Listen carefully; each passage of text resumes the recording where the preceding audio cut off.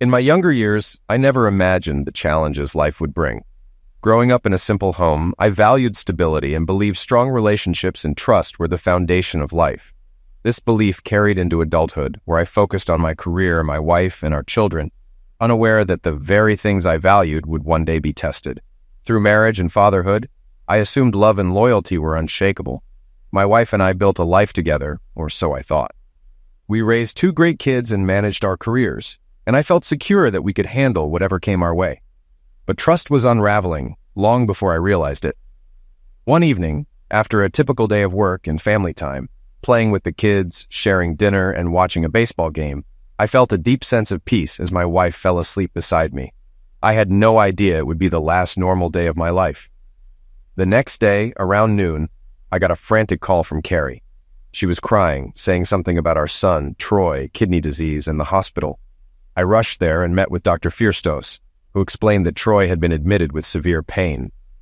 How a healthy freshman developed stage 3 kidney disease was a mystery, and a specialist was on the way. Carrie and I stayed positive for Troy, but it was hard. Carrie searched the condition on her phone, pale with worry, while I tried to lighten the mood for Troy. When Dr. Nicholas arrived, he confirmed Troy needed an urgent kidney transplant to survive and finish high school. The news hit hard. Troy burst into tears, and Carrie followed. Dr. Nicholas explained that while kidney transplants are more common now, finding a donor is still challenging. The best chance was a family member, but that was a problem. I was an only child. Carrie had just one sibling with 2 young kids, and our 17-year-old daughter couldn't donate. Despite testing 7 family members, none were a match. We were devastated, though the doctors tried to stay optimistic. The following week was filled with tears, both in the hospital and at home. Then something unexpected happened. Like a miracle.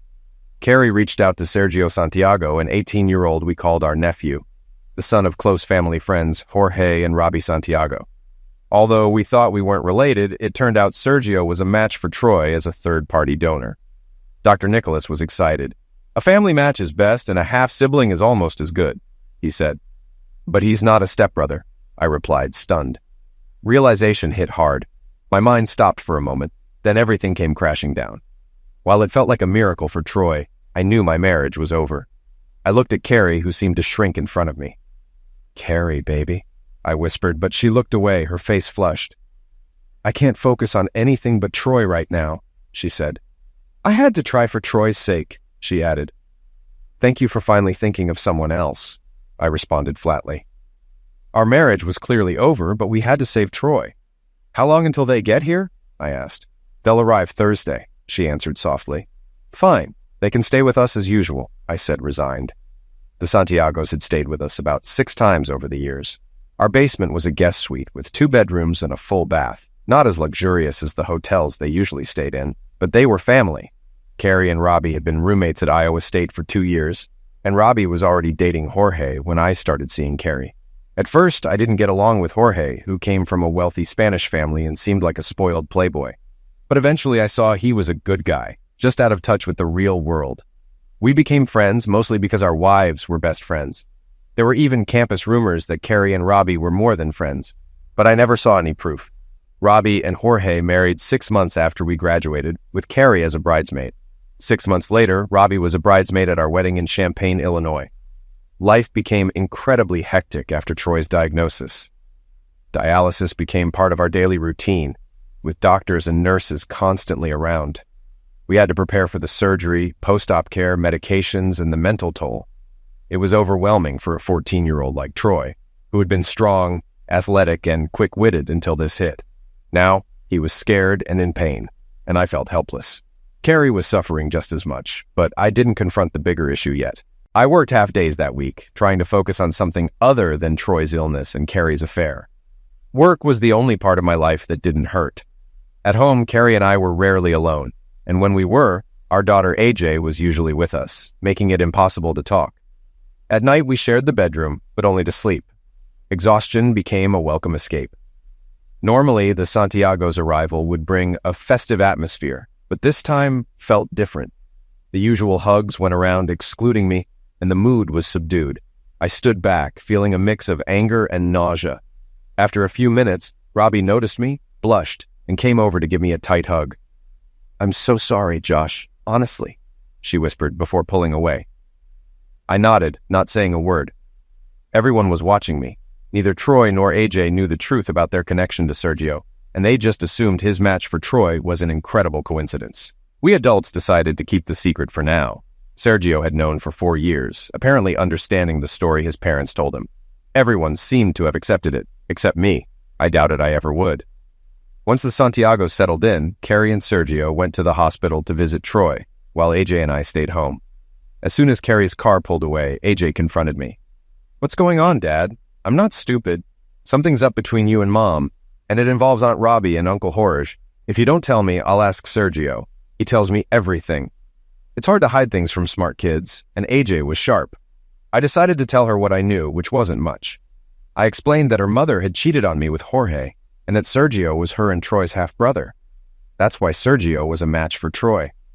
Wow, she whispered. Wait, you didn't know until Troy got sick, did you? That's why you've been acting weird around Mom. I nodded, feeling embarrassed. But then AJ dropped another bomb. You also didn't know Mom shared a bedroom with Aunt Robbie and Uncle Jorge during our trips to Spain, did you? They stopped when I was 12. Mom said it was because she and Robbie were like sisters and you knew. I was stunned, unable to speak. AJ quickly apologized, realizing I had no idea. What are you going to do? She asked softly. Right now, nothing. We need to focus on Troy's surgery first. After that, we'll deal with everything else. Please don't say anything until then, I asked. Of course, Dad, I've got your back, she said. Thank you, sweetheart, I replied. I stayed distant around my wife and the Santiagos, noticing that Carrie, Robbie, and Jorge exchanged frequent glances and whispered a lot. On Friday evening, Sergio pulled me aside quietly. Can we talk? Just the two of us, Uncle Josh? Is it important? I asked. How could I refuse you? You're saving my son and your half-brother, I said softly, watching his eyebrows rise in surprise. We walked around the neighborhood and Sergio began, I know this situation is terrible and awkward, but I'm glad I can help Troy. I need to ask you a favor, though. Please don't divorce Aunt Carrie because of this, and don't hurt my dad. I studied his face, seeing more of Jorge in him, but now I also saw a bit of my wife. He did resemble Troy. How hadn't I noticed this before? I can't promise I'll stay with Carrie after Troy goes to college, but I won't take revenge on your dad. That's the best I can do, Sergio, I replied. I then asked, how do you feel about all this, about Aunt Carrie and being Troy's half-brother? I was scared at first, but I wouldn't be here without them. Mom will always be my mom, and Aunt Carrie is still Aunt Carrie to me, though I feel closer to her now. I've always seen Troy as a little brother, and now he really is. I'm just glad I can help him. We walked back in silence, giving me even more to process. The situation was worse than I thought. The transplant happened the following Tuesday. 5 tense people waited for hours, but both boys came through the surgery fine, and Troy's new kidney worked immediately, which the doctor said was a great sign. That evening, 5 exhausted people left the hospital. 2 days later, Robbie offered to join me for takeout at my favorite Chinese restaurant. On the drive, she broke down and apologized. Over the next 40 minutes, I learned the full story, and by the time we got home, I'd lost my appetite. I was in the Naval Reserve for 20 years and deployed overseas 3 times, I began. The first deployment was a year after Carrie and I got married, and I spent 18 months in the Middle East. Carrie stayed with Robbie and Jorge the whole time. Robbie, with tears in her eyes, said, I know it shouldn't have happened, but it did. One night we were having fun and ended up in the same bed. That gave me an idea, the worst idea I've ever had. I can't have children, and I desperately wanted a baby. So I thought Carrie could get pregnant by Jorge and I'd adopt the child. You'd never have to know. I stayed silent, watching Robbie as she continued. The plan worked perfectly. Carrie had a beautiful baby boy, and by the time you got home 6 months later, she had lost most of the weight. We just told you she had gained a little from eating rich food. Robbie blushed, but said nothing more. I talked to AJ, I said, prompting her to respond. Oh, she whispered, I'm not stupid. She didn't just sleep with him once. They were together a lot before the baby and kept going for years, right in front of me. They weren't just friends. They became lovers, I said, frustrated. Taking a deep breath, I tried to calm down. I didn't expect any of this. But once it happened, I had to accept it. I loved my child, and I cared about Jorge and Carrie, so I chose to stay. Those business trips, the vacations, those were when it happened, she admitted, regret in her eyes. Once AJ was old enough to understand, Carrie and Jorge started going off together, leaving the kids with me and Sergio, she explained. Don't be mad, Josh. We all got something from this. I got my son, Carrie and Jorge had time together, and Troy got a new kidney. That's not how I see it, Robbie, I replied. The kidney was a coincidence. Everyone got something except me. I wasn't part of your arrangement. I never agreed to my wife getting pregnant for you or having an affair for 19 years. Maybe I was the one having an affair with Carrie, not the other way around. I won't settle for just part of my wife's heart. I'm an all-or-nothing guy, and Carrie should have known that. So what now, Josh? She asked, almost pleading. I don't know, I said. I promised Sergio I'd stay with Carrie while Troy is still at home and wouldn't hurt Jorge. How could you and Jorge do this? I thought we were family. Family doesn't do this to each other, Robbie. We pulled into the driveway, and the conversation ended there. Both boys were discharged from the hospital and back home within a week. Modern medicine is incredible. If all goes well, Troy and Sergio will both live long, healthy lives. The unspoken tension lingered until the Santiagos were set to leave. I arranged for AJ to stay with the boys, watching TV and eating pizza, while the adults gathered in my home office. I brought wine and deli meats, noticing that Carrie and Jorge sat together on the couch, while Robbie sat alone. After we filled our plates, I started the conversation. I praised Sergio for stepping up and acknowledged how well Robbie and Jorge had raised him. Carrie agreed, but there was more on my mind. Let's get real, I said, looking at Carrie and Jorge. I'm furious at both of you. If I hadn't promised Sergio, you'd both be dead. Carrie and Jorge didn't respond. How could you do this to me, Carrie? Cheat on me, have a child with Jorge, and keep seeing him for 18 years, right in front of our kids. Carrie seemed like she wanted to say something, but stayed silent. Oh, and you've been sneaking around again, haven't you? How many times this week? I asked. Robbie finally spoke up. Only twice as far as I know. I groaned. Not in our bed, I hope. Carrie didn't respond, her gaze fixed on the floor. I get it now, I said quietly. You might love me, but you're in love with him. He's your number one, and I'm just number two. Tell me I'm wrong. The room was silent. I finished my wine and offered to refill theirs, but they all declined. I love you, Josh. I never left you for him. We only met when you weren't around, Carrie finally said. How sweet, I replied bitterly. You took away my trust, loyalty, and devotion. Carrie tried to meet my eyes, but I kept going. I don't recall our vows giving you permission to cheat while I was in the Middle East, sweating it out, and you were in Spain, getting pregnant with his child. Carrie stayed silent. You at least started hiding it from the kids after a while, except this week, apparently. Everyone sat quietly, staring at the floor. And now, I added, dripping with sarcasm, you conveniently had a son to save Troy. At least you showed some self-sacrifice for once, Carrie. Robbie was sobbing, Jorge looked guilty, and Carrie's expression shifted between guilt, fear, and anger when I called her selfish. So what happens now, Josh? Carrie asked cautiously. I don't want a divorce. I promised your first son I wouldn't break my vows. You've got 4 years until Troy leaves for college, and then we'll divorce.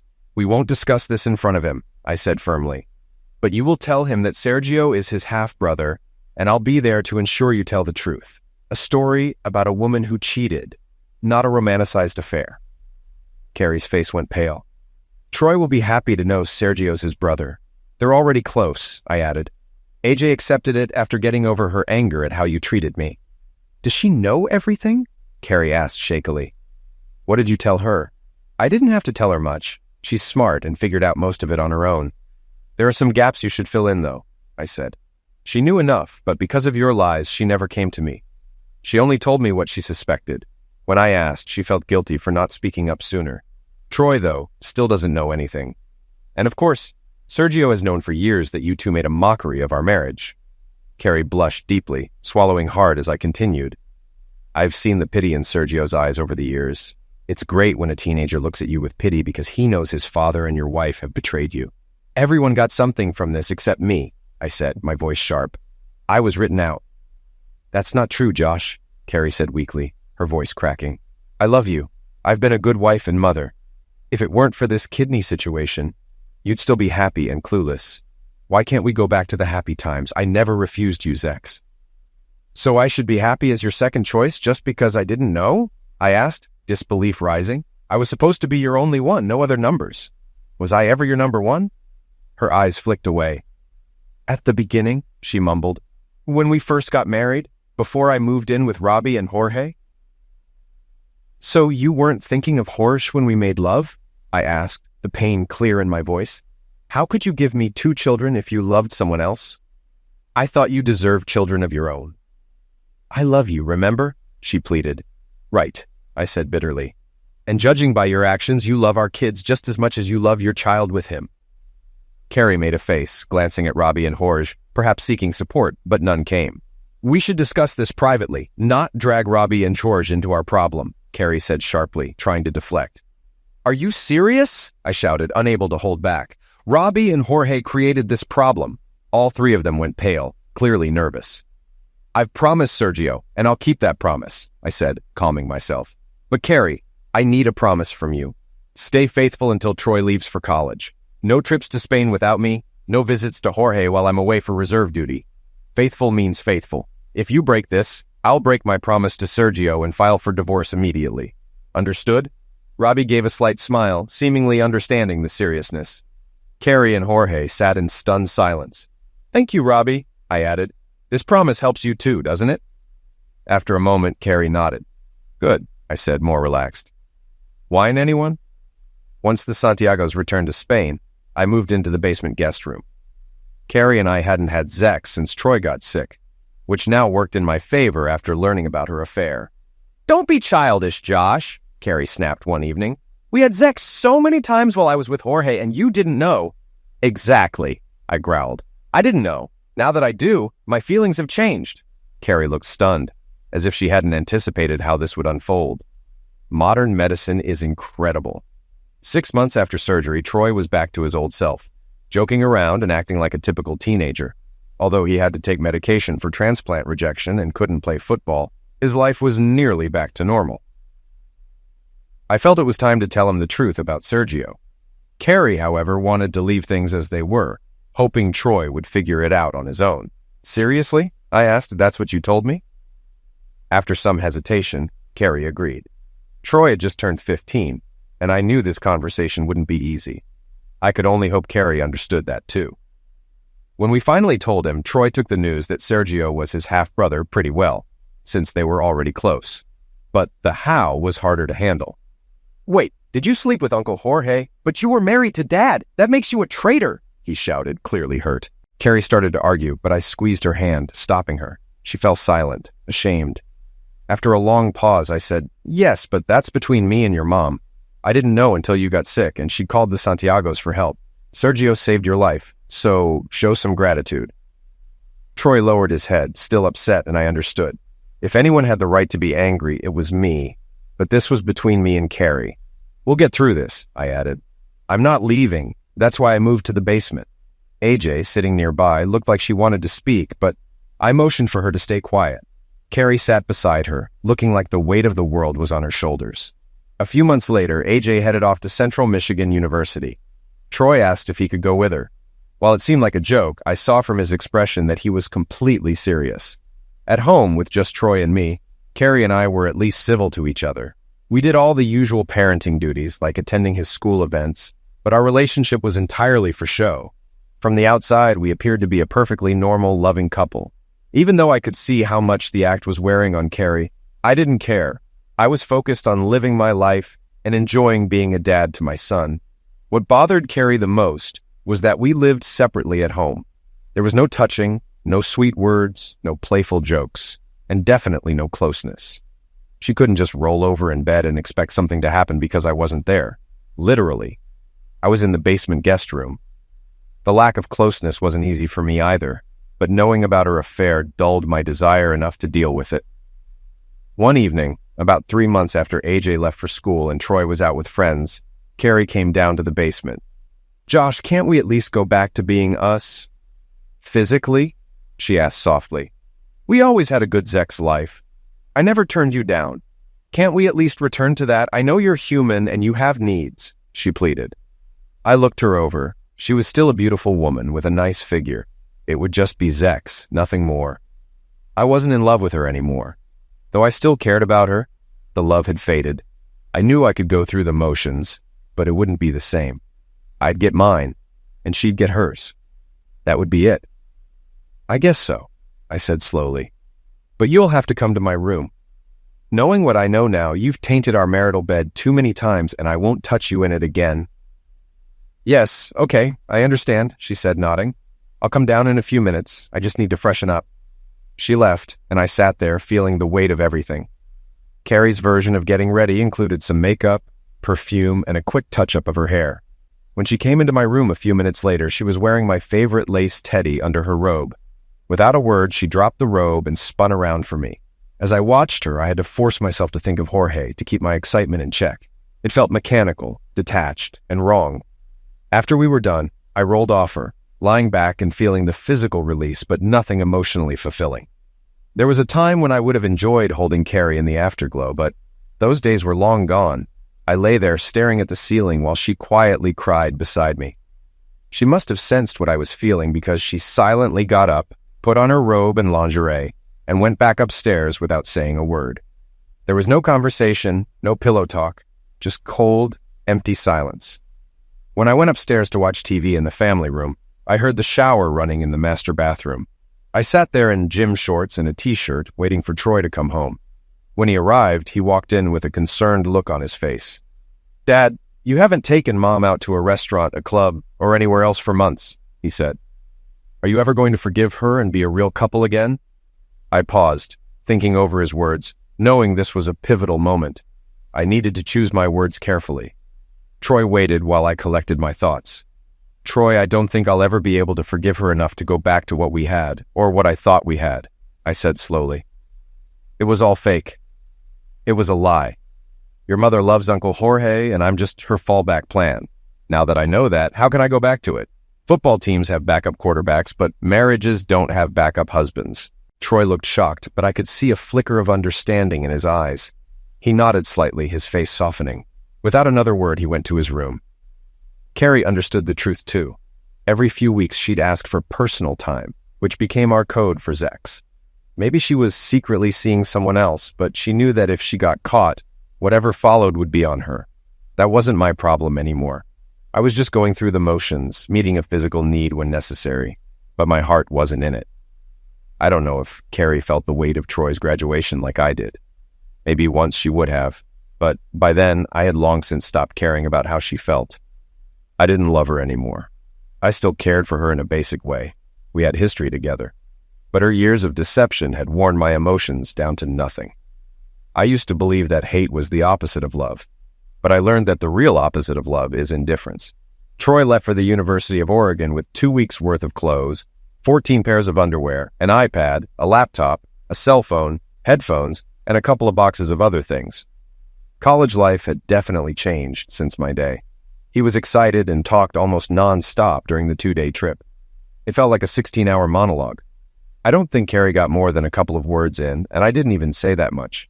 I don't think Troy even noticed he was the only one talking. After we dropped him off and said our goodbyes, the drive home was incredibly quiet.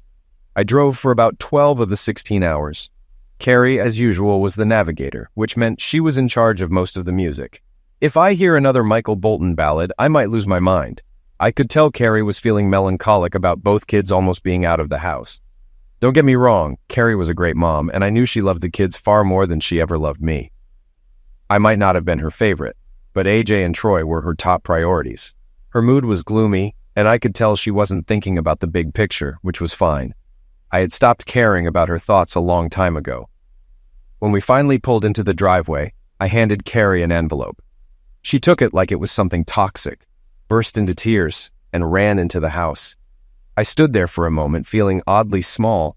Looking back, I realized I'd been running on pure revenge for so long that I no longer knew why. It wasn't satisfying. It wasn't fulfilling.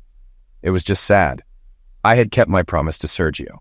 I told him I would stay with Carrie until Troy left for college, and I had given her 2 extra days. That was more than enough.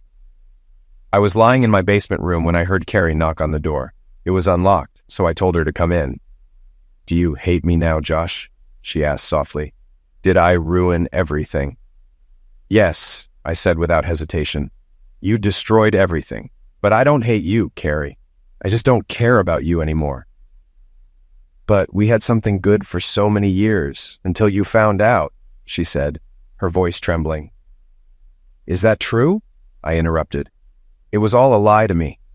Once you left for Robbie and Hors the first time, you no longer loved only me like you promised. You no longer gave your body only to me like you vowed. You had a child with another man. Why couldn't you just be honest with me? After you fell in love with Jorge, why didn't you divorce me?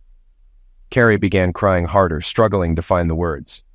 You stayed with me and gave me 2 wonderful kids, I continued, my voice firm but not harsh. But you deceived me for 18 years. You stole 18 years from me. Years I could have spent looking for a woman to truly share my life with instead of being a selfish woman's second choice. Go back to Jorge, Carrie, can't you see? I'm setting you free. But I did love you, Josh. Don't you understand that? She cried, her voice breaking.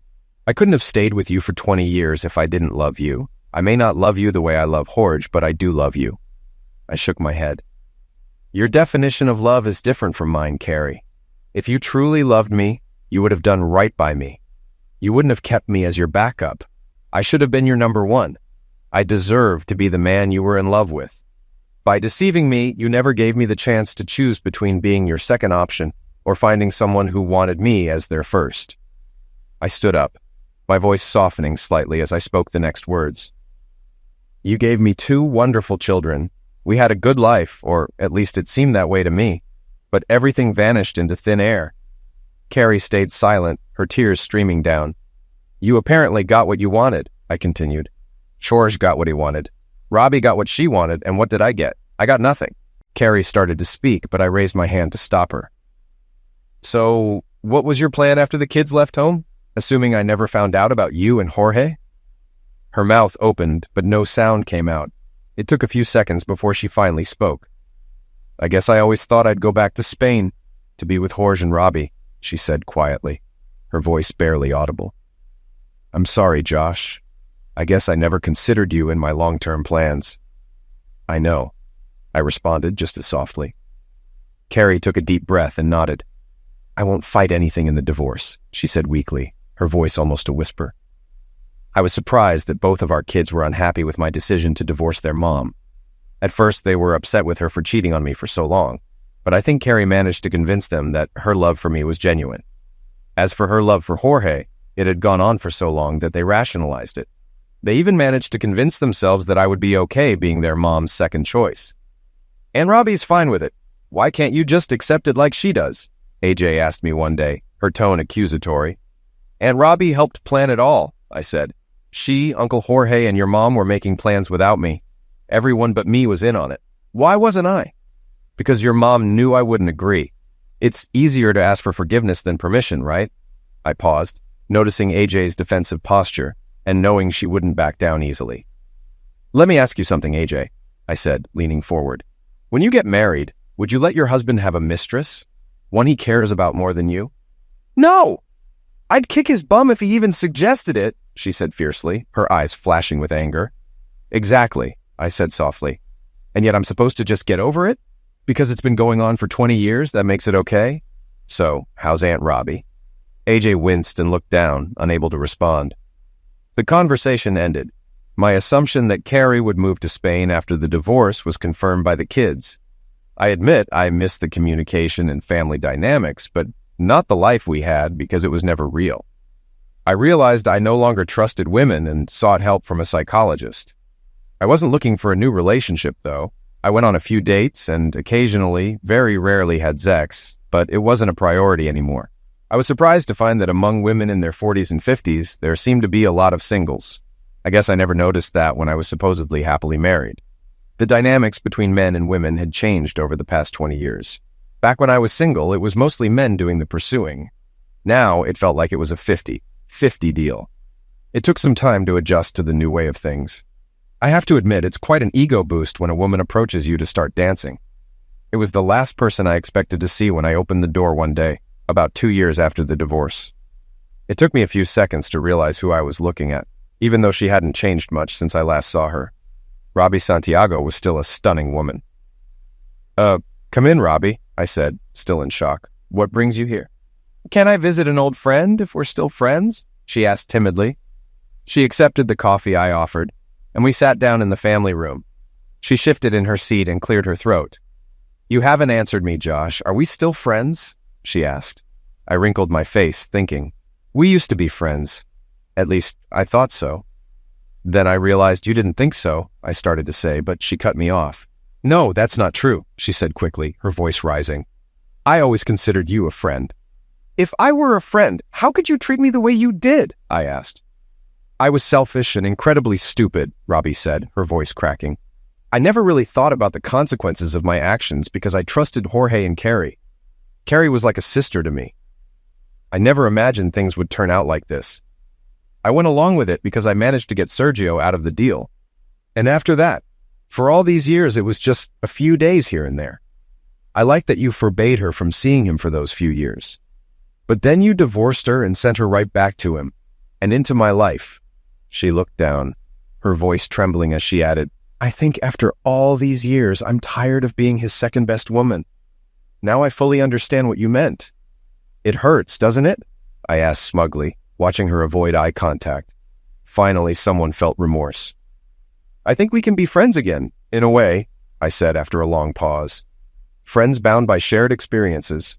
We talked late into the night. We moved from coffee to a bottle of Pinot Grigio, which we finished. As she got ready to leave, I surprised us both by offering her my guest room. She accepted.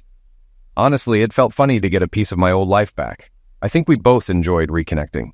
The next weekend, she stayed with me again. We went out to dinner and then to a nice bar for drinks and dessert. It felt like two old friends, not a date, but somewhere along the way, things shifted. She was wearing a tight navy blue dress, showing off some cleavage and her toned legs. I didn't plan for anything to happen, so I was a bit caught off guard when I started getting aroused during dessert. I blushed, and she just smiled knowingly. She reached across the table and took my hand. We held hands for the rest of the evening. We were only a block away from my house when Robbie changed the game. "It doesn't have to mean anything, Josh," she said in a raspy voice. "You're a handsome single guy, and I'm in an open marriage. We're consenting adults." I grinned. I reached for her hand, found it, and kissed it. Clothes began falling to the floor almost immediately after we got back to my place, like a scene from a romantic movie. As we walked to my bedroom, I discovered Robbie was a fantastic kisser. When we reached the bedroom, I gently laid her on the bed. Her breathing became shallow, then ragged. She started shouting something in Spanish. I knew she was bilingual from living in Spain for so many years, but since I had only been to their house a few times, my Spanish wasn't great. "In English. Say it in English, baby. How am I supposed to know if you like it or not if you're speaking a language I barely understand?" I said, moving to the side to avoid hurting her with my weight. She smiled softly as I gazed into her eyes. I won't say it was the best sex I'd ever had, but it was the best since discovering Carrie's infidelity years ago. We did it again that night and once more in the morning. We showered together, happily washing each other's bodies, before I took her to IHOP for breakfast. We spent the rest of the day cuddling on the couch, kissing and watching TV. She didn't return to the guest room for the remainder of her stay, which lasted another 3 weeks. "I need to go back to Spain and divorce Jorge, then figure out what I want to do with my life," Robbie said. "I know we had fun together, but we both know we're not right for each other in the long term. Still, you're a damn good person, Josh. I'm really sorry I played a part in ruining your marriage. You didn't force her to do what she did, and at least you've shown remorse. That's more than I can say for Carrie," I replied. "Well, I hope you find someone who values everything you have to offer, which is a lot," Robbie said. Carrie had been living with Jorge for 5 years, and my kids moved to southern Spain to be closer to her. I miss them, but not their attitude. I'm tired of apologizing for divorcing their mother because she cheated on me. No one was more shocked than I was when Troy called at 6 in the morning. On a Sunday morning? Who the hell calls at 6 on a Sunday? I didn't even check the caller ID. I just grabbed the phone and yelled, "What? This better be a damn emergency or someone's going to get it." "Dad, it's me. Troy, why are you so mad?" he asked. "It's 6 in the morning on a Sunday, Troy. Did you forget about the time difference?" I snapped. Yeah, I guess I did, Dad," he mumbled. "I'll call you later." "No, Troy, don't hang up. What's going on?" I asked. This is hard to say, but here goes. Did you know AJ is sleeping with Uncle Jorge?" he said, more of a statement than a question. At that point, I'd had about 3 hours of sleep after a late night with a girl who could have been my son's date. But that's a whole other story. By the time Troy finished, I was wide awake. What? What did you just say? I shouted into the phone. You heard me, Dad. AJ is sleeping with Uncle Jorge, he repeated. How do you know that? I asked, still shouting. We were all at Uncle Jorge's, AJ, Sergio, and Maida. When it got late, the kids went to bed, leaving just Uncle Jorge and Mom. In the middle of the night, I was woken by a woman's scream, and I realized it wasn't Mom. I went to AJ's door and listened because I thought I'd have to eliminate Sergio. He's her half-brother, after all. But it wasn't him. It was worse. It was Uncle Jorge, he said. You're sure? I asked, barely able to breathe. Yes, he whispered. I mean, she's 27, Dad.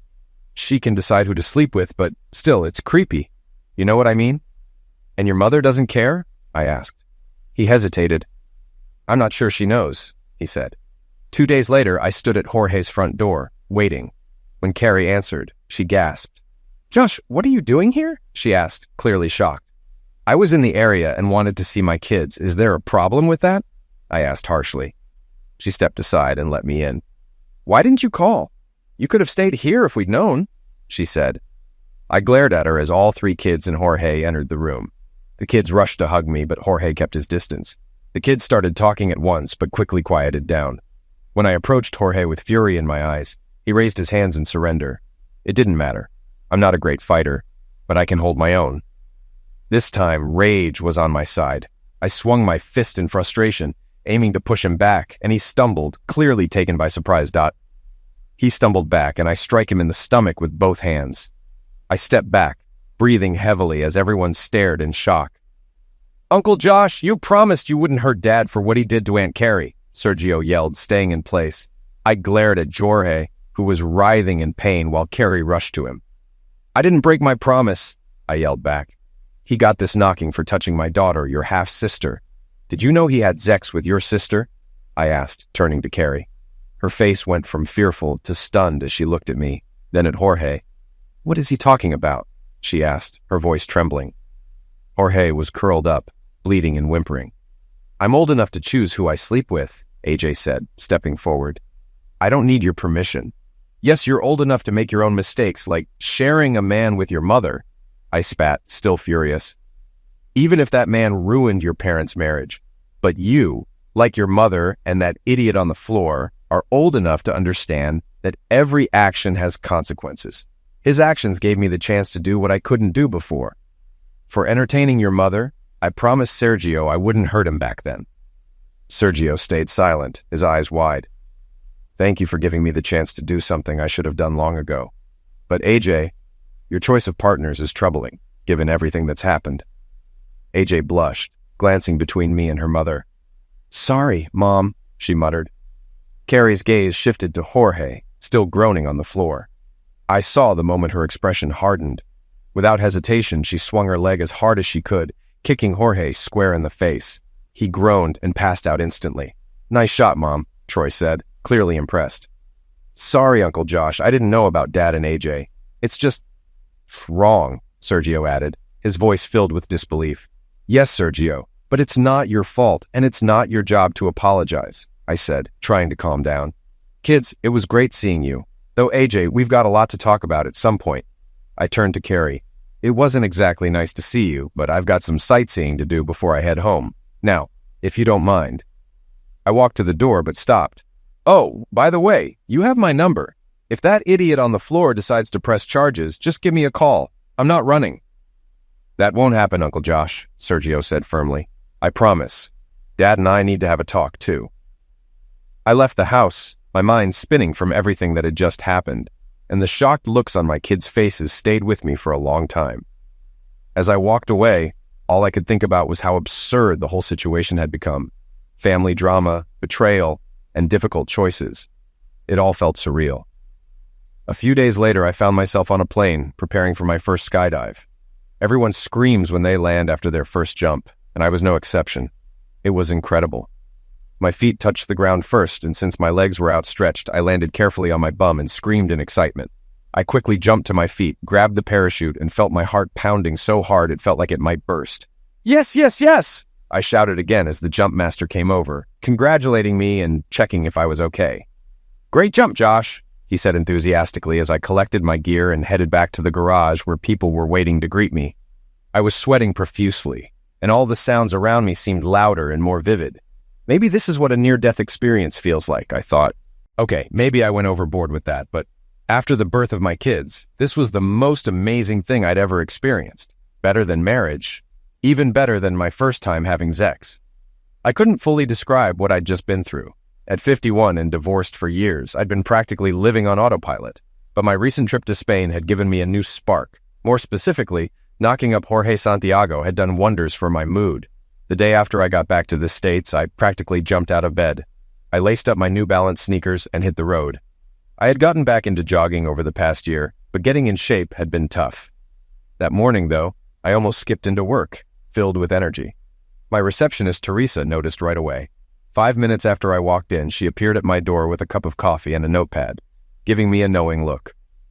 Okay, spill it. You spent a week in Spain having sex, didn't you? She teased, raising an eyebrow. I grinned. Even better, Teresa. I found my groove. Who knew you went on holiday in the south of Spain? She replied, smirking. That's great, Josh. I'm happy for you. You deserved it. Life felt different after that. I signed up for a couple of classes at a local college just for fun. One was about Chinese culture, and the other, even more laid back, was on classic rock. Most of the people in the class were around my age, but there were a few younger folks, likely forced into their parents' music. A month later, despite still being afraid of heights, I signed up for another skydive. It was wild, but necessary. After our jumps, a few of us newbies hung out, celebrating, drinking sodas, and teasing each other about our lack of style. I was on my second soda, munching on M&Ms from the vending machine, when a woman came into the garage, still buzzing with excitement. She barely managed to get her helmet off, and when she did, her curly blonde hair tumbled out, followed by lavender blue eyes and a dazzling smile, like something straight out of a dental commercial. For the second time that day, I felt like my heart might stop. I nearly choked on my candy when she took off her overalls. It was a warm day, and she wore a tight t-shirt and very tight jeans. She looked about 30, though I later found out she was 44. Her name was Evie Abraham. Maybe because she was petite, she seemed even more animated than the rest of us, and I couldn't take my eyes off her. As we all sat around talking about our jumps, I realized I was staring. Hoping I wasn't drooling, I quickly looked away and tried to act natural. When I snuck another glance, I noticed there was no ring on her left hand. After that, we chatted for a while until Evie got up and headed toward the parking lot. I didn't hesitate to get up and follow her. I left the airfield that day with memories to last a lifetime and a date set for the following Saturday night. On our first date, I took her to a Chinese restaurant. She spent the first 10 minutes excitedly recounting her first skydive, the energy in her voice contagious. I completely understood her. After all, we had shared the same adrenaline rush. Eventually, we started talking about our personal lives. I told her about my ex-wife and my 2 kids. She told me about her late husband and her own 2 children. Her husband had been eliminated by a drunk driver when she was just 34, leaving her to raise their kids on her own. As she shared her story, her voice softened, and I could see tears forming in her eyes, though she worked hard to hold them back. After the first year without him, I promised myself I wouldn't mourn anymore, she said quietly. I know I cried a lot for myself, feeling sorry for me and the kids, but that's not what Dan would have wanted. He would have said, "Stop crying. It's time to move forward." So that's what we did. We'll never forget him, but we honor his memory by living life the best way we can. Her words touched me deeply. I didn't mention it, but I had cried many times over my failed marriage. Yet here she was, strong and full of grace, living with such wisdom. He sounds like a smart man, I said softly, giving such wise advice to someone he never even met. Evie tilted her head and smiled, a gesture I quickly learned meant she liked what I'd said. Over time, I understood that she had taken on both the roles of mother and father for her kids. She had become something of a tomboy because of it. In her early 30s, she learned how to throw baseballs and soccer balls with precision. She even bragged that she could balance on hockey skates while holding a stick. She hadn't been into sports as a kid, but with 2 athletic children, she made it a point to be supportive. That meant learning all the ins and outs of the sports they played and how to treat the inevitable cuts and bruises. I can apply a butterfly bandage like a pro, and I'm great at icing injuries, she said proudly. Armed with that knowledge, I took her to a Cincinnati Reds baseball game for our second date. She surprised me by grabbing the program, flipping to the scorecard, and tallying the game's points. Damn, most guys I know can't even keep score, and this girl's a pro at it, I thought, impressed. My son played baseball and my daughter played softball. I was the official stat guy for both teams, she said, using air quotes around stat guy. She was 5 feet tall, energetic, and full of enthusiasm. She liked wearing tight t-shirts, jeans, and sneakers, and soon she fit into my world as easily as she fit under my arm. By the end of our first date, I got a chase kiss on the cheek. By the second date, we shared soft kisses on the lips.